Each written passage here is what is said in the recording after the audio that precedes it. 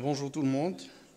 Alors, chers collègues, honorables assistance, c'est avec un immense plaisir et grand honneur de me retrouver parmi vous dans cet espace d'échange entre plusieurs acteurs qui sont concernés, je dirais de près ou de loin, tels que la gendarmerie, la DGSN, la douane, la justice, par le problème, je dirais même que je ne qualifierais pas de problème, mais de phénomène social, qui prend de l'ampleur et qui ne cesse et qui ne passe pratiquement pas un jour sans que la presse n'en parle.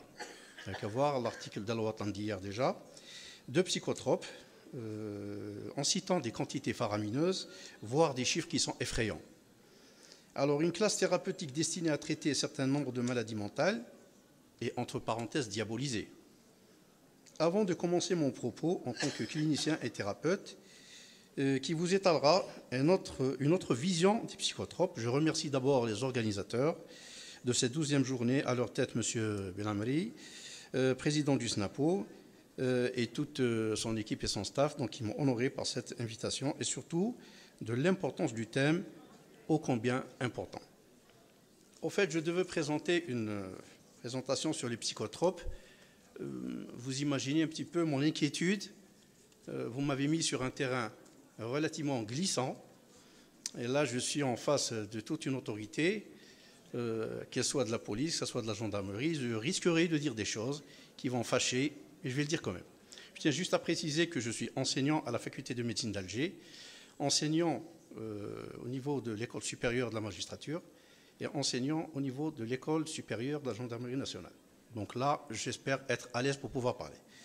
Alors, donc, en parlant des psychotropes, au fait, ce qui pose problème, depuis ce que j'ai entendu ce matin par les différents intervenants, que je remercie d'avance, c'est le mésusage. En dehors du mésusage, il n'y a aucun problème. Les psychotropes, c'est des médicaments. D'ailleurs, je vais vous faire une présentation des médicaments, donc avec l'historique, comment ça a commencé, comment on a découvert le premier médicament, neuroleptique ou psychotrope en général. Ensuite, quelles sont les indications dans les différentes maladies mentales. Et tous les produits que je vais vous présenter, y compris l'Erica, puisqu'il est très en vogue ces derniers temps, c'est un produit quand même qu'on utilise en diabétologie et qui a été détourné de son usage naturel, donc qui devient du coup comme étant une drogue. Vous avez aussi le trihexyphenidyl. Bon, j'annonce la couleur d'emblée, qui a été citée par nos collègues comme étant pénalisant pour la personne qui en consomme. Au fait, c'est un adjuvant thérapeutique en psychiatrie qui est incontournable. Voilà, je pense que j'ai annoncé la couleur. Je profite de l'espace qui m'a été dédié, donc j'ai un peu plus de temps que prévu, donc je suis plus à l'aise. Donc toute la problématique, c'est le pharmacien. Mais il n'y a pas que ça.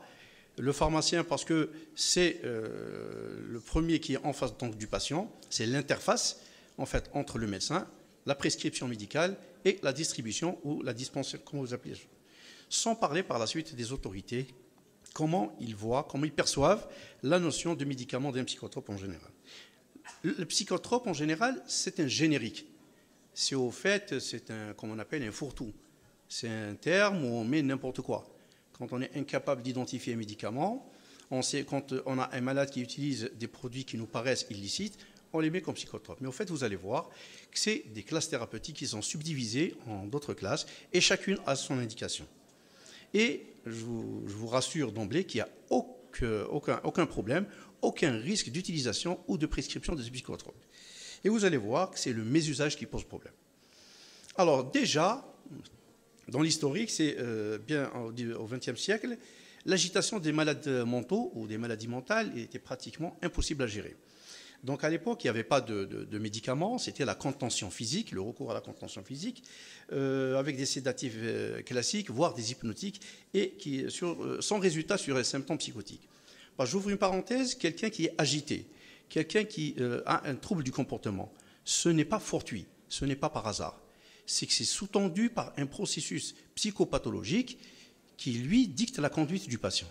Donc si on traite symptomatiquement l'agitation sans agir sur le substratum psychopathologique qui a généré cette agitation, ce trouble du comportement, donc c'est comme si on avait fait. Et c'est pour ça qu'avant, c'était les hypnotiques qui étaient utilisés. Maintenant, il y a d'autres classes thérapeutiques, les neuroleptiques et les antipsychotiques dont je vais parler. Alors, les méthodes avant, puisqu'il n'y avait pas de médicaments, c'était le choc insulinique ou le coma insulinique. Un malade agité, on lui donne de l'insuline, on abaisse donc le seuil de glycémie, et c'est ce qu'on appelle pratiquement un coma. Donc on le sédatait comme ça. Ensuite, c'est venu ce qu'on appelle l'électrochoc, qu'on appelle l'électroconvulsivothérapie, et je vous fais grâce aussi des médicaments, des antihypertenseurs qu'on donnait avant, pour pouvoir faire abaisser au maximum la tension d'un patient, et ce qui permet donc de le sédater. Par la suite, il y avait l'avènement des antihistaminiques, donc les gens en ont parlé déjà, mais sans succès thérapeutique. Les antihistaminiques, on les donnait chez les enfants. Il y a des gens ici parmi vous qui ont bien donné du Théradène à leurs enfants. Et le Théradène, c'est un neuroleptique. Des gens qui donnent du Dogmatil, les gastroentérologues, les internistes, que je respecte beaucoup, donnent. Dès qu'on a un côlon irritable, c'est le Dogmatil. Bonjour les dégâts, c'est un neuroleptique. Donc parfois, il nous arrive de prescrire les choses dont on ne maîtrise pas trop. Donc les neuroleptiques ont en commun une action de réduction de la psychose aiguë et chronique qui est généralement à l'origine de l'agitation, des troubles du comportement, etc. Alors déjà, les Français qui nous ont très devancés utilisaient ce qu'on appelait la cure de sommeil. C'est-à-dire qu'on donnait des médicaments qui induisaient le sommeil pour pouvoir sédater le patient. C'est ce qu'on appelle l'hibernation artificielle. Mais tout ça, ça n'a pas donné de résultat puisque c'est éphémère. Juste après que le produit soit éliminé, la demi-vie est très courte, le malade donc reprend de plus belle son agitation. Donc vous imaginez que c'est à partir déjà des années 50, c'est en 1953, aux États-Unis, les premiers travaux au Canada et aux USA. Mais on doit tout ça aux Français, puisque déjà Delay et Deniker, c'est eux qui ont déjà annoncé ce que c'est que la classification des neuroleptiques, la chlorpromazine, le Largactil dont tous les pharmaciens connaissent ici, et le précurseur et le chef de file. Alors, un mot d'histoire, ça c'était des généralités, c'était en 1952, à l'hôpital de Val-de-Grâce, à Paris, où un certain donc, physiologiste et chirurgien, Laborit, qui utilisait donc l'association de la chlorpromazine Largactil avec la prométhazine, qui est le Phénergan, et notre produit, en anesthésie. Donc, ce Laborit donc, utilisait ce cocktail lithique qu'on appelle, donc en perfusion, et qui entraînait donc la sédation en pré-chirurgie, donc en anesthésie, et qui a constaté que quand même il y avait certains effets assez spécifiques et qui pouvaient même entraîner la diminution de l'anxiété et de l'agitation. Et c'est à partir de là, venant de ce Laborit, qu'il a proposé donc aux psychiatres du Val-de-Grâce à Paris pour l'essayer sur des malades mentaux. Et donc, le premier cas qui a été décrit dans la littérature, c'est que la chlorpromazine, le Largactil, qui a été utilisé sur un patient qui présentait un épisode maniaque, c'est-à-dire de l'agitation, de l'euphorie, quelqu'un qui ne dormait pas, qui parlait beaucoup, etc., et qui était perturbé, infatigable. Vous imaginez cette personne. Et donc, à partir de là, il a essayé, et ça a donné des résultats. Donc, c'était des effets psychiques de désinvestissement, c'est-à-dire que le malade sombrait pratiquement dans cette indifférence, et ce qu'on recherche généralement, nous, les psychiatres. Et depuis 1952, donc, c'est la première création du premier médicament qui est le Largactil ou la chlorpromazine. Alors, pour revenir aux psychotropes, vous l'avez dit tout à l'heure, c'est un ensemble donc, de substances chimiques d'origine naturelle ou artificielle. Tout dépend. Et qui ont un tropisme psychologique. Voilà ce que c'est qu'un psychotrope en général. Ce n'est pas une classe thérapeutique assez spécifique, mais la spécificité, c'est qu'elle agit au niveau du système nerveux central pour modifier l'activité psychologique. On verra tout à l'heure. Chaque sous-classe thérapeutique a son efficacité sur un trouble mental donné. Et Delay et Deniker, qui sont deux auteurs français, donc en 1957, ont proposé déjà les sous-classes à ce niveau-là. C'était les psycholeptiques, on verra ce que c'est, les psychoanaleptiques et les psychodysleptiques. Et toute la problématique, vous allez la voir, c'est au niveau des psychodysleptiques. Et toujours pour rester dans la classification de Delay et Deniker, vous avez en résumé les euphorica, les extansia, etc.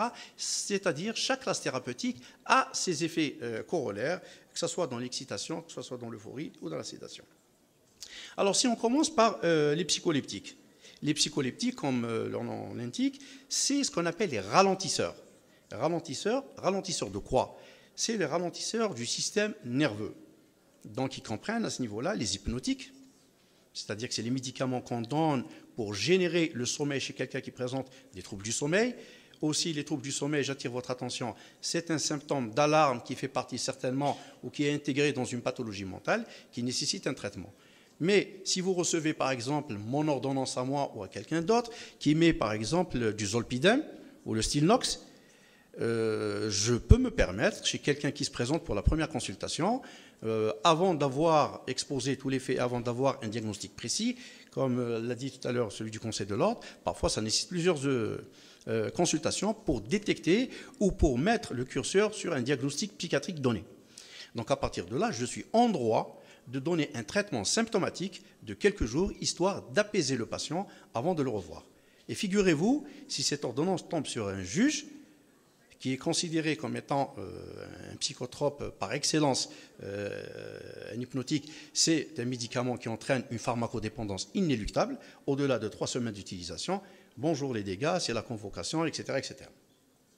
Les tranquillisants ou les anxiolytiques aussi, ça, les tranquillisants, vous allez voir tout à l'heure, je vais détailler la classe thérapeutique, et les neuroleptiques ou les antipsychotiques. Donc vous voyez jusque-là, la première classe thérapeutique des psychotropes, les psycholeptiques, ce sont des médicaments destinés à traiter certaines maladies, voire certains symptômes des troubles mentaux. Ensuite vient en second lieu les psychoanalyptiques, comme son nom l'indique, c'est les excitateurs ou ceux qui augmentent l'activité du système nerveux. Alors là, vous avez 2 types.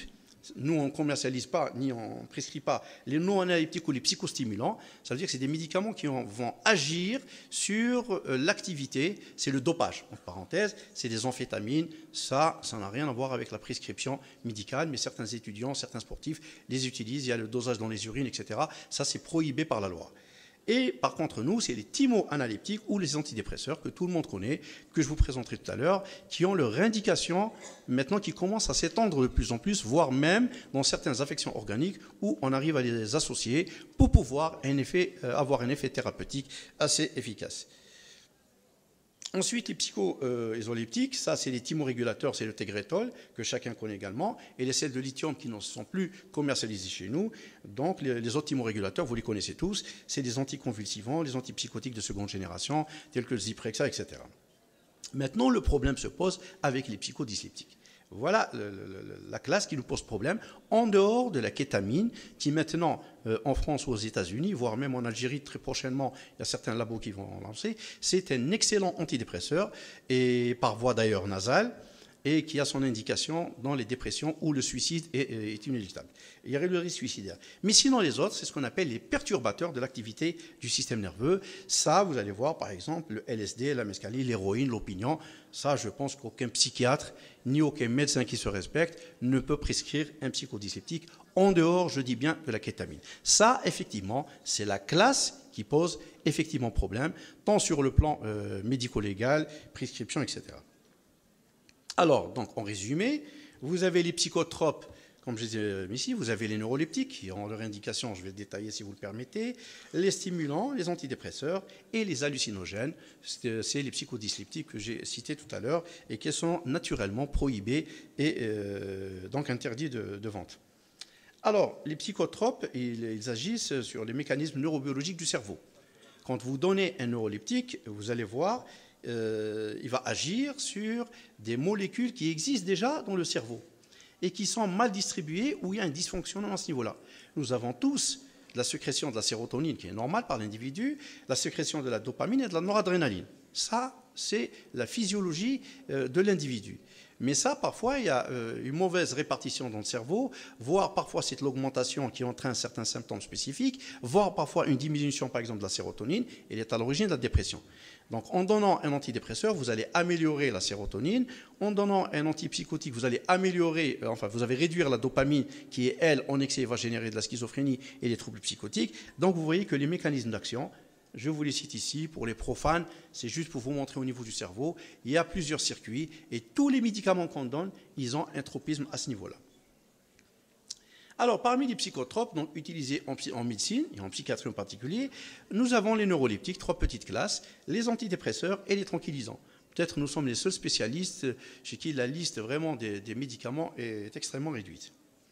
Les neuroleptiques, donc là je me vois dans l'obligation de vous détailler un peu les choses, parce que pourquoi je vous le dis, on reçoit au quotidien, au cours des gardes de mes collaborateurs aux urgences de psychiatrique du CHU Mustapha, que ce soit par le biais de la gendarmerie, quand c'est extra-urbain, soit par le biais de la Sûreté nationale, soit par le biais du PAPC, on nous ramène pour identification des produits.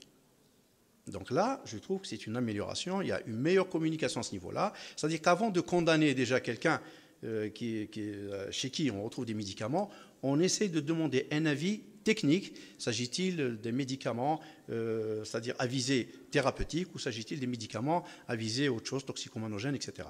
Donc là, le premier, je vous ai dit, en 1950, c'était le chlorpromazine, utilisé pour les états psychotiques. Il a une action sédative, antimaniaque, antipsychotique, action désinhibitrice. Ça, c'est un médicament qui ne peut pas être utilisé par un toxicomane. Malheureusement, on a vu des gens condamnés, avec tout le respect que j'ai pour la justice, condamnés pour une personne chez qui flagrant routière au décours d'une fouille comme ça, ou qui paraît suspect. On trouve chez lui, par exemple, 40 comprimés de Largactil. Parfois, c'est le mandat de dépôt. Ensuite, en ma qualité d'expert au niveau de la cour d'Alger, on m'appelle pour expertiser le patient. Je me retrouve au fait d'un schizophrène désorganisé qui prend des antipsychotiques, Largactil, etc. Donc ça veut dire que là, il faut qu'on sache ce qu'on fait exactement. Ce n'est pas tout ce qui brille et or. À chaque fois qu'on trouve psychotrope comme ça, un générique, on pense directement au pénal, on pense. Mais un toxicomane, par exemple, ne prendra jamais ce médicament. Déjà, les malades mentaux, ils sont réticents par rapport à ces médicaments parce qu'ils entraînent énormément d'effets secondaires, délétères, qui fait que même les patients n'acceptent pas de le prendre. Une fois qu'ils sortent de l'hôpital, ils abandonnent son traitement. Alors, vous avez problème d'impuissance sexuelle, vous avez problème de prise de poids, problème d'hypotension orthostatique. Donc, c'est des médicaments qui ont quand même des effets secondaires. Je ne le souhaite à personne de goûter un jour à un antipsychotique. Comment voulez-vous qu'un toxicomane ou bien un délinquant, en général, qui prennent des psychotropes, puisse utiliser ce produit? Donc, ça, je pense que l'information doit passer, c'est très important. Et généralement, c'est les conférences que je dispense au niveau de la gendarmerie et au niveau aussi de l'école supérieure de magistrature. Définition des neuroleptiques, je ne pense pas que c'est important de définir. Alors, vous avez un mode d'action, par exemple, de ce médicament que je viens de citer. Vous savez qu'en matière de psychose, il y a une fabrication en abondance de dopamine. Et cette fabrication de dopamine en excès, elle va aller dans certaines aires que je vous ai présentées tout à l'heure, et elle va provoquer des symptômes, par exemple les hallucinations, les activités délirantes, les troubles du comportement. Donc nous, ce qu'on doit faire, en donnant du Largactil, dont j'ai cité tout à l'heure par exemple, il va bloquer certains récepteurs qui vont essayer de moduler un peu cette dopamine et qui va permettre donc de réduire par voie de conséquence ces symptômes psychotiques tels que le délire, les hallucinations, etc. Donc je vois mal un patient qui prend ce médicament ou qui consomme des produits pareils puisse être étiqueté d'un toxicomane ou autre chose. Ensuite, vous avez la classification des neuroleptiques. Ça, c'est juste pour vous dire qu'il y a plusieurs classes, ce qui est disponible un peu chez nous. Nosinone, thioridazine, elle est déjà éliminée de par le monde. L'aldol, la clozapine, sulpiride et la misulpride. Ce sont des médicaments les plus utilisés dans les officines, parce qu'il y a la vente au niveau des officines, comme aussi c'est des médicaments à usage hospitalier. Alors, vous avez plusieurs types de neuroleptiques. Je ne rentre pas dans les détails, mais juste pour savoir que vous avez plusieurs indications. C'est-à-dire les neuroleptiques sédatifs, neuroleptiques polyvalents, neuroleptiques désinhibiteurs, en fonction de la sémiologie que présente le malade. Les indications, voilà, je reviens à ces indications, c'est que les états psychotiques aigus ou confusionnels. Vous avez les schizophrénies, les délires chroniques, les excitations psychomotrices. Le problème des excitations psychomotrices, c'est là où réside le problème sur le plan médico-légal. C'est que c'est quelqu'un qui a, par exemple, consommé déjà de l'alcool ou il a consommé d'autres produits et qui présente un état d'excitation psychomotrice. Quand il nous le ramène dans le cas de l'urgence, que ce soit qui nécessite, il y a une indication d'une hospitalisation ou pas, l'indication, c'est ces médicaments. Ensuite, quand il sort du service, généralement, le service que je dirige ne donne pas de médicaments. Mais la loi permet à certains EHS de donner des médicaments aux malades en sortant, ou bien même en consultation. C'est ces malades qui posent problème. Moi, j'ai eu à expertiser un malade qui a égaré son ordonnance et qui a de médicaments, mais qui n'arrive pas à identifier. Il n'y a ni médecin, ni ordonnance. C'est des malades mentaux qui errent. Ce patient est venu de Tizi Ouzou. Il est suivi à Alger. Alors, il a été voir son médecin traitant. Il lui a donné une ordonnance QSP 3 mois. C'est comme les cardiopathes ou les diabétiques, c'est 3 mois. Au cours de route, comme c'est un malade qui n'a pas été accompagné par ses parents, il a égaré son ordonnance. Au niveau de la gare routière de Caroubier, il a été intercepté par les policiers, mandat dépôt. Il a été fait présentation le lendemain, mandat dépôt, 6 mois. Une fois que je l'ai expertisé, finalement, il s'est avéré que c'était des neuroleptiques, donc il fallait libérer assez rapidement. Et pour vous dire que ça pose quand même problème. Et c'est pour vous dire aussi que ces médicaments, actuellement, ont leur indication comme antalgique ou comme traitement adjuvant de la douleur chez les cancéreux, voire des névroses graves obsessionnelles. Alors, ce qui ramène ces médicaments, c'est qu'ils diminuent l'activité délirante, ils diminuent la cessation des hallucinations et des différents psychiques. Les effets secondaires, c'est pour ça que je voulais insister surtout sur les effets secondaires, c'est pour vous dire qu'on ne les prenne pas de bon gré ou de gaieté. Puisque vous avez les dyskinésies aiguës, c'est quoi? C'est les malades qui ont cette absence de la mobilité donc au niveau des articulations. Le syndrome parkinsonien, c'est pratiquement, vous voyez quelqu'un qui y a une démarche comme étant un robot. D'ailleurs, les malades vous le disent, moi j'arrête ce médicament, je ne le prends pas parce qu'il me robotise. Donc vous imaginez les effets secondaires, encore moins quelqu'un qui n'est pas malade. Je ne pense pas qu'il va avoir à l'idée de consommer ces médicaments. Les effets neurovégétatifs, donc il a des effets cardiovasculaires, il a des effets sur la régulation thermique, il peut entraîner donc des hyperthermies. Les effets métaboliques, je vous dis que les malades abandonnent ce traitement. Je dis bien, ils l'abandonnent, ils l'arrêtent et ils rechutent. Par rapport à quoi? Par rapport à la prise de poids. Parfois, les patients dépassent les 10 kg d'excès de poids. Le syndrome aménorrhéal-chloré, la perte des règles, etc. Surtout le dogmatyle, que les gens consomment comme des petits pains.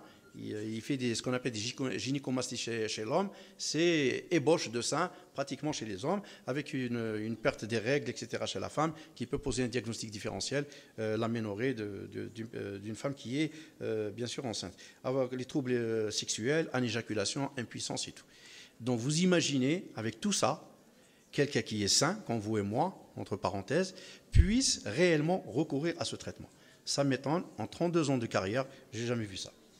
Les effets métaboliques, les accidents allergiques également, cutanés, surtout au niveau cardiaque, l'allongement du QT. Et c'est pour ça que parfois, on trouve des malades qui quittent les hôpitaux, on les trouve sous un pont. Je me rappelle de ce malade qui est sorti de mon service. Une semaine après, ils l'ont trouvé sous le pont à Bouéra. Donc il y avait toute une procédure judiciaire. C'était une mort subite, en fait, c'est des médicaments qui allongent le QT et ça entraîne des torsades de pointe. Et ce qu'on appelle la mort subite induite par les neuroleptiques, c'est très fréquent.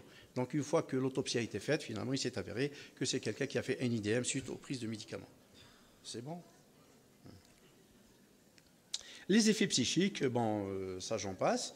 Les contre-indications, c'est la sclérose en plaques, maladie de Parkinson, etc. Il y a aussi ce qu'on appelle les neuroleptiques action prolongée. On les donne pour les malades récalcitrants qui refusent de prendre les médicaments. Donc on leur donne une injection tous les mois. Ça permet de garder l'alliance thérapeutique et qu'il y ait une compliance thérapeutique à ce niveau-là. Donc à peu près, j'ai essayé de vous donner quelques médicaments usuels qu'on retrouve. Malheureusement, dans les hôpitaux, quand on le donne, on ne les donne pas sous forme de boîte où les malades, rapidement, ils les enlèvent, ils gardent que les blisters. Les blisters, quand vous allez faire l'enquête, généralement, c'est dans ce contexte qu'on nous ramène les blisters ou bien les boîtes pour identification du produit. Et ça, c'est très fréquent avec la gendarmerie ou la police. Ce que j'attire votre attention juste pour vous dire qu'il y a absence de pharmacodépendance. Il n'y a aucune utilité à ce que le patient prenne ces médicaments une fois que ces troubles sont effacés. Donc je vous rassure que sur ce plan, les neuroleptiques ne posent aucun problème de toxicomanie ou d'addiction, comme on les appelle. La deuxième classe, je vais très rapidement, c'est les antidépresseurs. Les antidépresseurs, c'est les chemins du bonheur. C'est connu, les gens dépressifs, maintenant la dépression, il y a 15 à 20% dans la population générale. Et de plus en plus, avec l'évolution et l'urbanisation excessive, maintenant les théories de l'urbanisation de la maladie mentale est très en vogue. En France, aux États-Unis, ça veut dire qu'il y a plus de malades mentaux au milieu urbain qu'en milieu rural. Et donc, avec l'urbanisation excessive, avec le stress de la vie quotidienne, etc., vous avez 15 à 20% dans la population générale qui présente un épisode dépressif ou qui déprime, comme on l'appelle vulgairement déprime.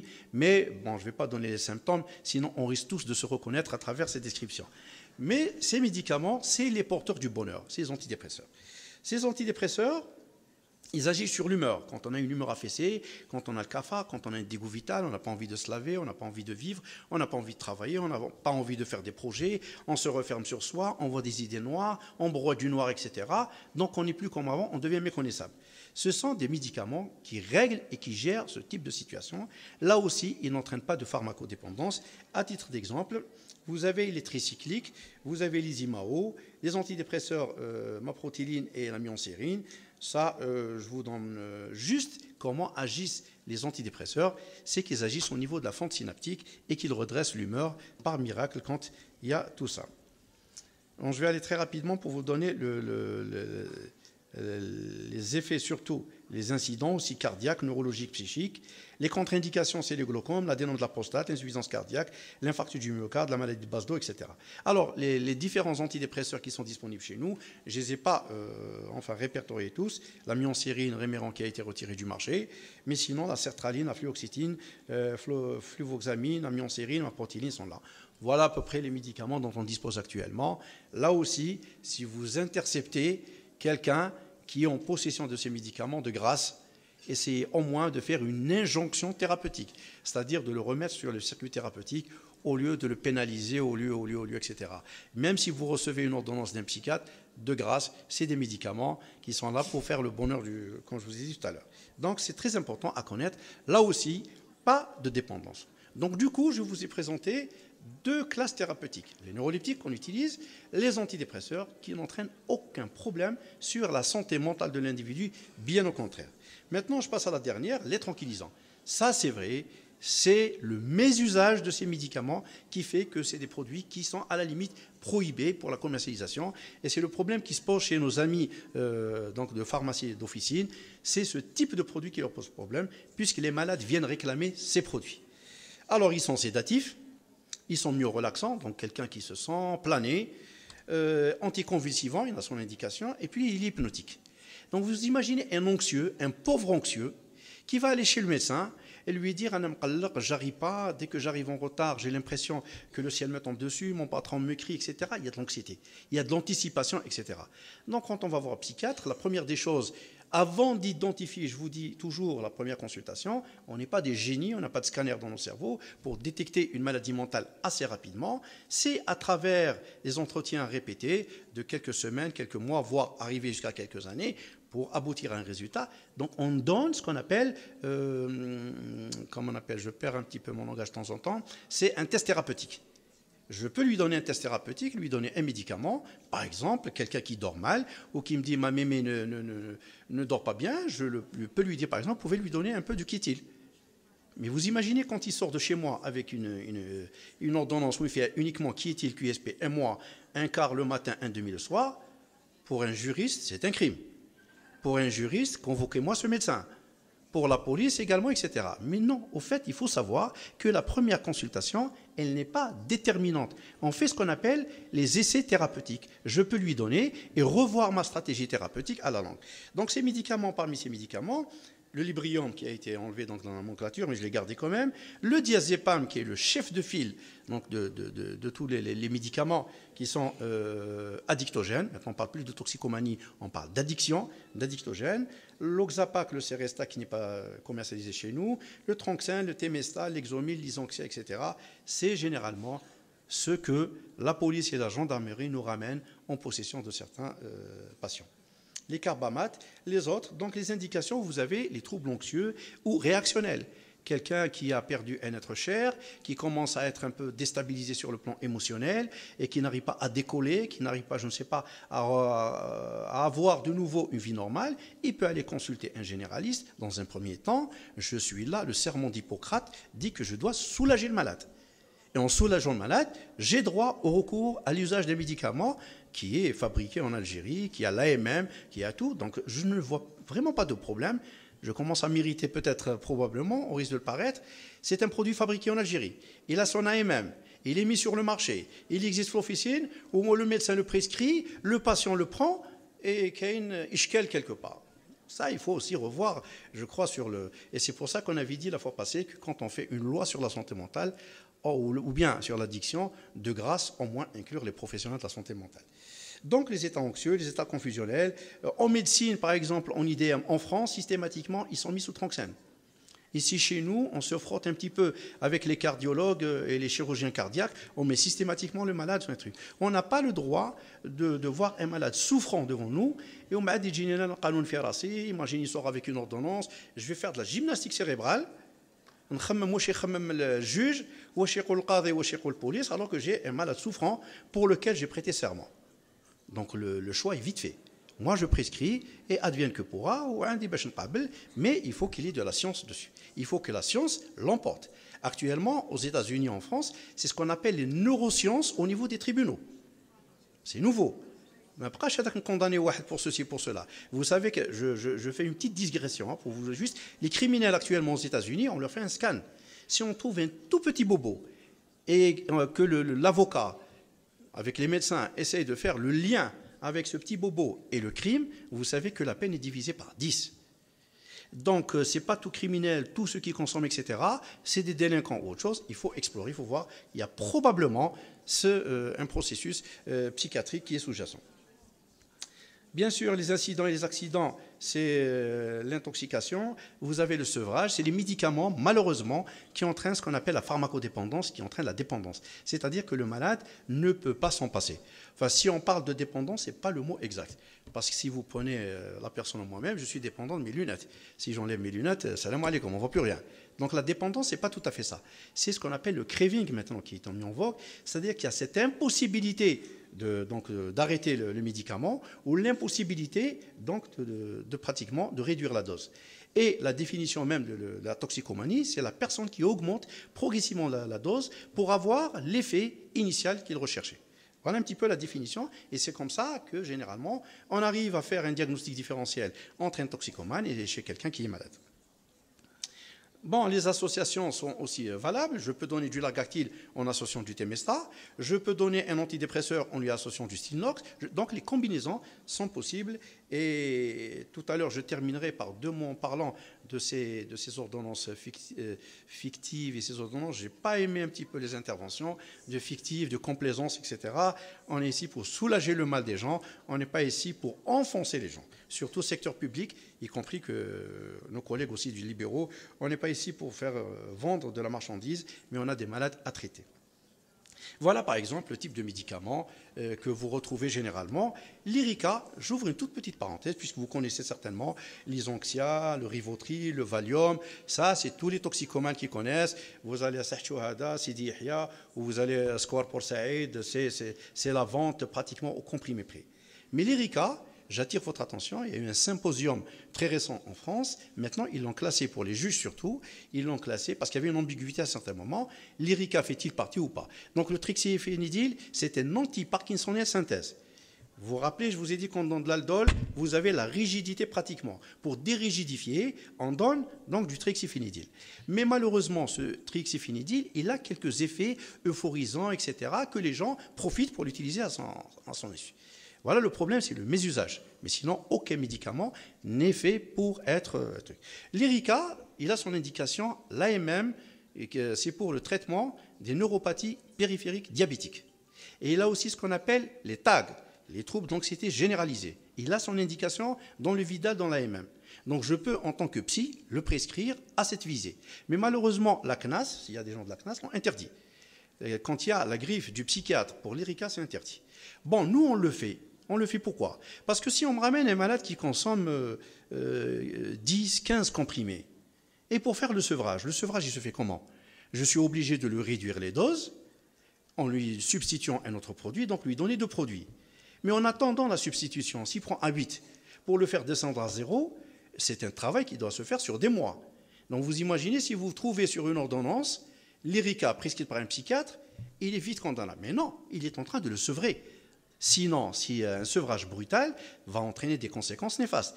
D'ailleurs, des geôles, ils nous ramènent des gens qui font un sevrage aigu dans un état où le commissaire il lui dit « je me débarrasse de ce malade ». Parce qu'il faut imaginer aussi quelqu'un qui est en sévrage aigu.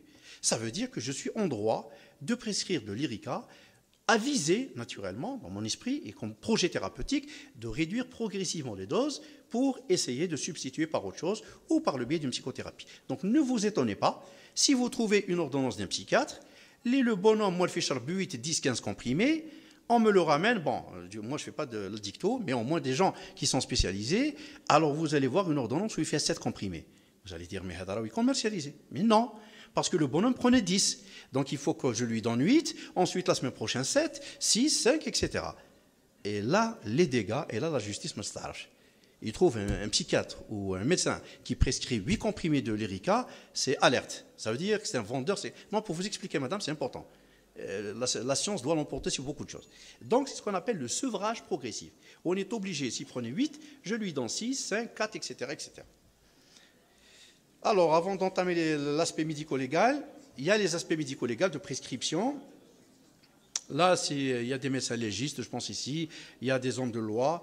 Je laisse donc aux gens de discuter de ce qu'on appelle la législation pharmaceutique. Bon, j'avais ces slides, mais les gens en ont parlé.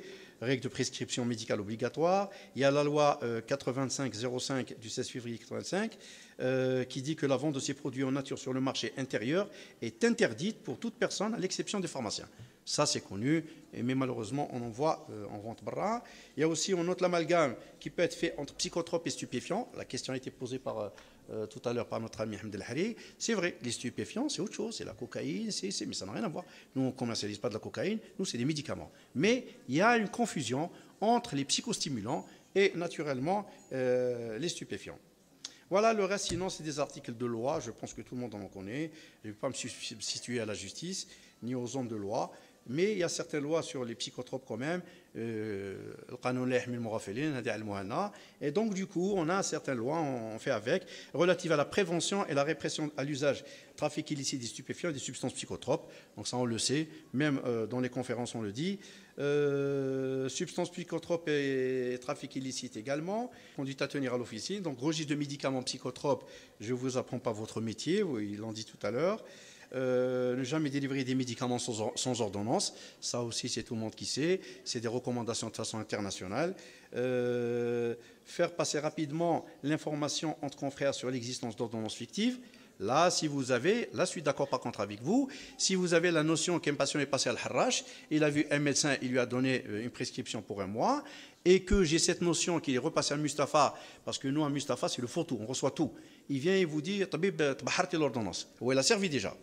Il vient 2 jours après, il nous fait un tapage, il faut me la refaire, etc. Je n'ai pas les moyens de payer, je sais que mon médecin va douter de moi, il ne va pas me prescrire de nouveau, donc je viens aux urgences pour se faire, donc avoir une ordonnance de substitution, c'est les gens qui vendent, etc. Là, je suis ferme dans mon service concernant ça. Le carnet à souche, on en avait parlé à Batna déjà, si vous vous rappelez, je pense qu'il faut revenir vers ce carnet à souche, même au niveau des hôpitaux. Donc, il faut donc éviter de délivrer, de dépanner, de faire plaisir à un client, vous l'avez dit, ou à un ami, quoique je vous garantis que parfois, c'est des gens de loi qui viennent me dire « ma mère, etc., etc. » On nous force la main. Je vous pose la question, dois-je prescrire ou pas? J'ai eu des magistrats, qui viennent me dire « maman, je ne peux pas la ramener. » Alors, je leur dis « je me déplace chez vous. » Vous savez, la gymnastique pour vous voir. Donc, on ne peut pas satisfaire tout le monde. Et je vous laisse lire 30 secondes ce truc et je vous remercie de m'avoir écouté.